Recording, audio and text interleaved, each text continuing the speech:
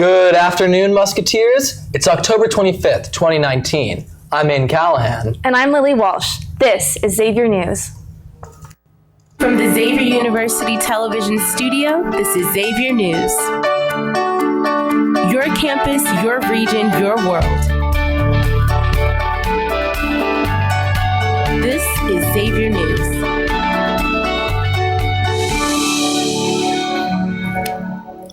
Bad news for all you young nicotine lovers out there. Last Thursday, Ohio's Tobacco 21 law went into effect, banning the sale of nicotine products to anyone under the age of 21. Ohio has become the 18th state to pass this legislation. The ban covers not just traditional nicotine products, such as cigarettes and cigars, but also extends to electronic products, such as e-cigarettes. The only products that were unaffected were nicotine replacement therapy products, such as patches and gum.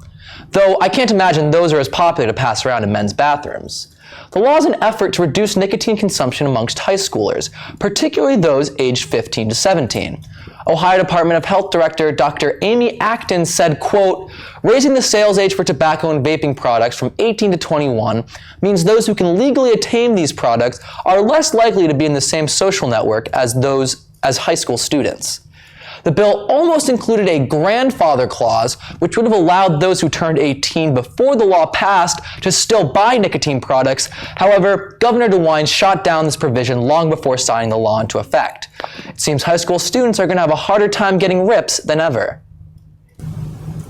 October is National Spina Bifida Awareness Month. Spina bifida is a condition in the spine that makes it difficult to walk. Over 1,600 babies are diagnosed with this condition every year in the United States. Because October raises awareness for this disability, it's encouraged to wear the color yellow to show your support. This can be a t-shirt, socks, or even a hairband. To learn more about spina bifida, go to spinabifidaassociation.org. On Wednesday, 30-year-old Kevin Lawali was scheduled to appear in court but waived the appearance. This comes as footage surfaced of Lawali assaulting multiple women. It began on the morning of October 6th when a group of women were walking down Pete Rose Way. One of the women, Trisha Went, told reporters that, quote, "We were just walking up this hill here by Adams Place, and there was a guy coming down the hill. When I said good morning, he just socked me. I didn't see his arm come up, I didn't see anything, I just felt me being punched in the head," end quote. Additionally, he punched another one of the women before running away to evade the police. Lawali then made his way to Baum Street to punch another woman in the face for no reason while she was watering her garden. Xavier News would like to remind students to take caution in unfamiliar areas off campus and stay safe. Last semester, I was able to interview our very own Bliss Duvall about her puppies and the experience with the Stabehun Association.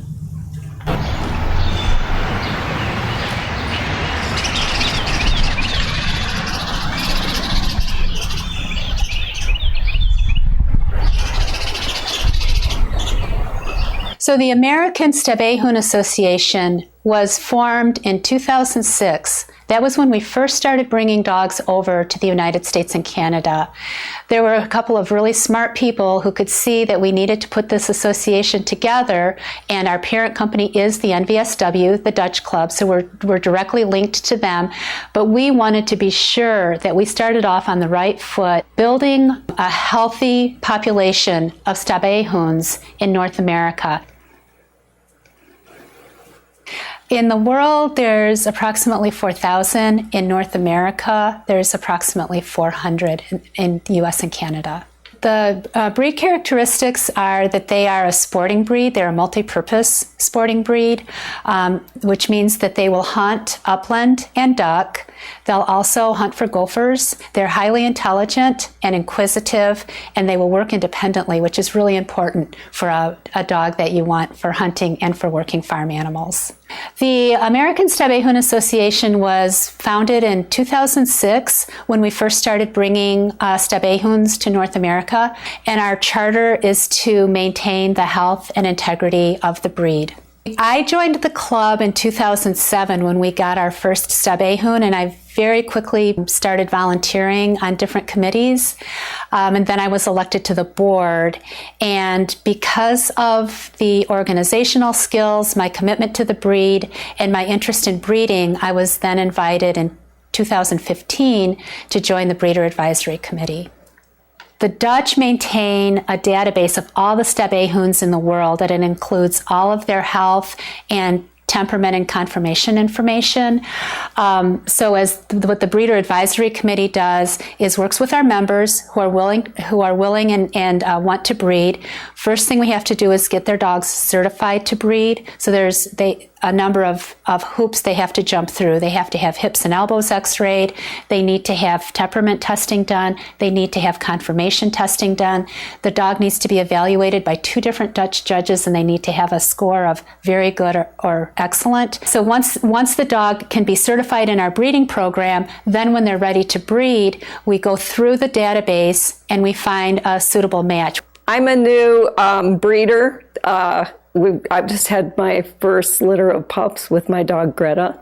Greta's a fantastic dog. She's beautiful. She's really, really smart. She's one of those kind of dogs that she's very calm in the house, but she's, if you want to go do something, she's like ready to do it at a moment's notice. She's not like a nuisance barker or anything, so I really like that about her temperament. And I went through the breeding process of having her judged by Dutch judges and made sure that her hips and her elbows and everything are correct. And I believe in what the Stabbehoen Association is doing.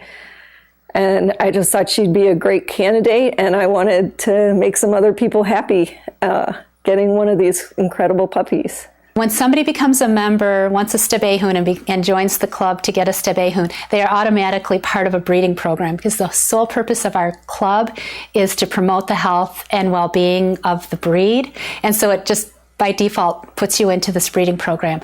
But we're very cautious with our breeding program. Our dogs only are allowed to breed 2 or 3 times to avoid flooding the gene pool. Having puppies it's really amazing. But it's also really hard. I'm pretty tired. They keep you pretty busy. It's a little bit scary too, because you want everything to go right.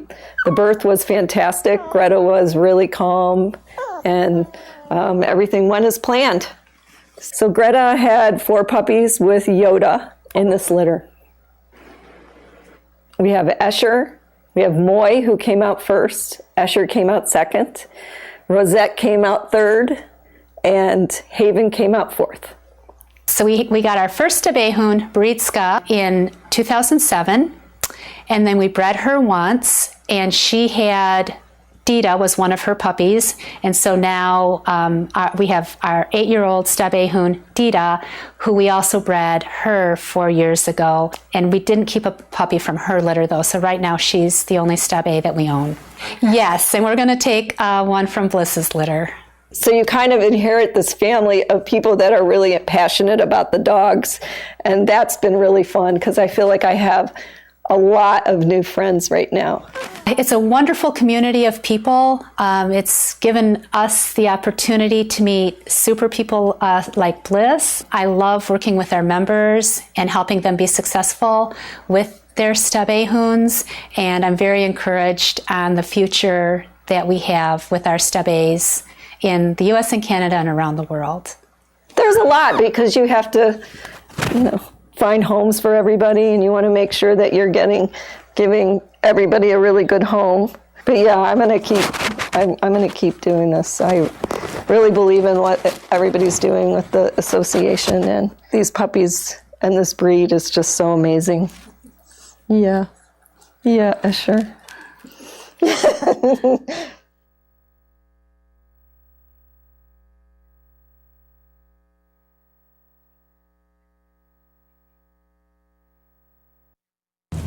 Last week, the CFJ Club Voices of Solidarity brought back UndocuWeek to campus.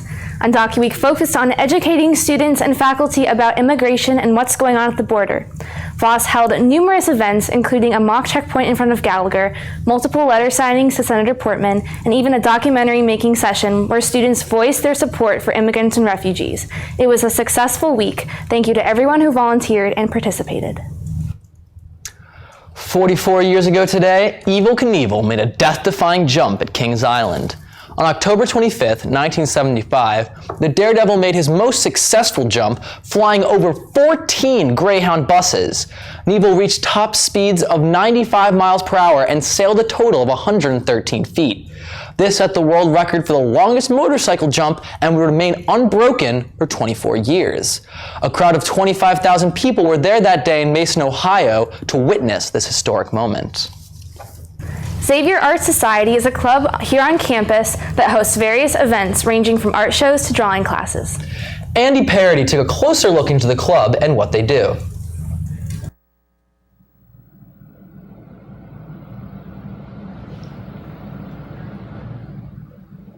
My name is Daniel Zala, and I am the president of Xavier Art Society.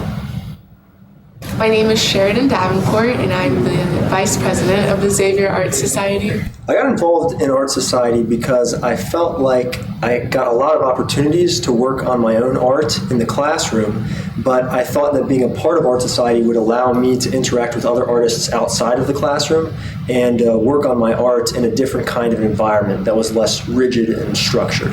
As a freshman and a sophomore, I was of course in Art Society, one because I needed a club to be a part of, and they always suggest that you become a part of a club that has to do with your major. I'm also a Macaulay Scholarship recipient, so we have to be really active in the art community. And then this year, I decided to step up and be the vice president just because I wanted to, or I felt like I could contribute a lot more to the Art Society.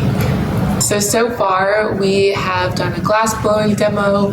We've organized a figure drawing night for all art majors outside of drawing classes. And we are currently looking for conferences to attend for various concentrations so that people can continue learning and growing as artists outside of the classroom. Today, what we're doing is we're watching a movie called Loving Vincent, which was the first hand-painted movie done in the style of Vincent van Gogh. One of the biggest events that we do every year is an event at the Contemporary Art Center. It's an annual show that Xavier puts on at the CAC, and it's a reflection of a professional artist whose work is also on display at the Contemporary Art Center. And that's a great opportunity, especially for undergraduates who would normally not be able to have an opportunity where they could show in such an esteemed location.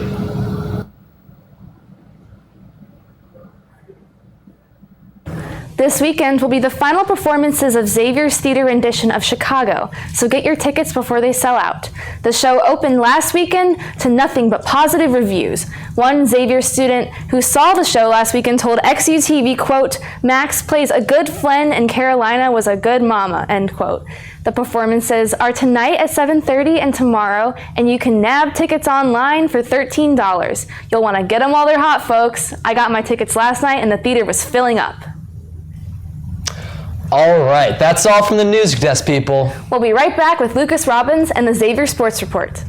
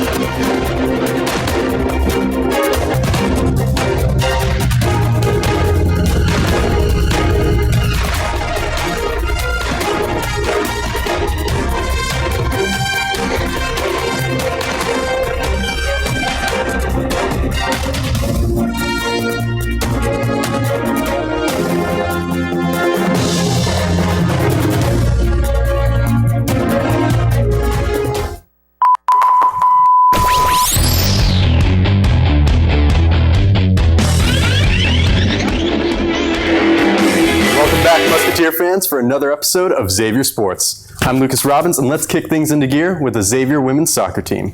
This team has been really good in recent years, but this season just might be their best one yet. Just yesterday, the team set a new school record for Big East wins with a win over Marquette. Last night's game saw some impressive performances from seniors Tony Bizarro's 2 saves, senior Grace Barr's PK goal, and sophomore Molly McLaughlin's goal and assist on the stat sheet. Perhaps most notable was the trio of defenders Grace Barr, Haley Jankovic, and Grace Bauer, all playing the full 90 minutes of the game on the back end and limiting Marquette's offense to only 3 shots the whole entire series. Xavier is now 12-3-2 on the year and 5-2 in the Big East. They rank first in the conference with that record and just secured a spot in the 6-team Big East Conference Championship Tournament. And now, it's time for the Xavier basketball season preview. Last year was a rare down year for the Musketeers as they missed the March Madness tournament for the first time since the 2012 season. This was mostly attributed to the first season in a new system with new coach Travis Steele, a lackluster recruiting class, and a young roster mostly made up of young players and grad transfers. However, this year should be much different, with a consensus top 20 recruiting class, 2 returning seniors and 2 returning juniors on the starting lineup, plus a pair of transfers. All these players are now adjusted to Coach Steele's system, means that this team is ready to return to prominence. Now, I've already talked ad nauseum about the 4 returning starters for Xavier this fall, so let's look into more of the unknown commodities of this season's success for Xavier. Leading the recruiting class is freshman Kai Tandy, a prolific scorer who has had 30 points per game last year and is considered one of the best pure scorers in the country this class. Outside of Tandy, there are 4 other known recruits for their physicality and defensive prowess.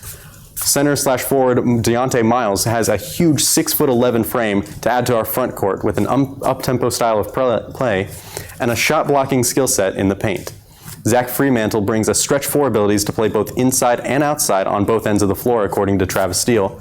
And Daniel Ramsey is another option at forward at this class who is an AAU teammate of Tandy and is yet another interior defender with a versatile jump shot and an interior rim-rocking abilities. And finally, Demir Bishop is a fellow guard who can work well with Kai Tandy, as he is a more longer and physical defender than Tandy with a 6'5" frame versus a 6'1" frame, but is also a remarkable distributor to create opportunities for others. Now, this is a versatile, balanced, and talented recruiting class that will help ensure that Xavier basketball will continue to ascend for a long time and this season. And that'll do it for another episode of Xavier Sports. I'm Lucas Robbins, and as always, let's go X.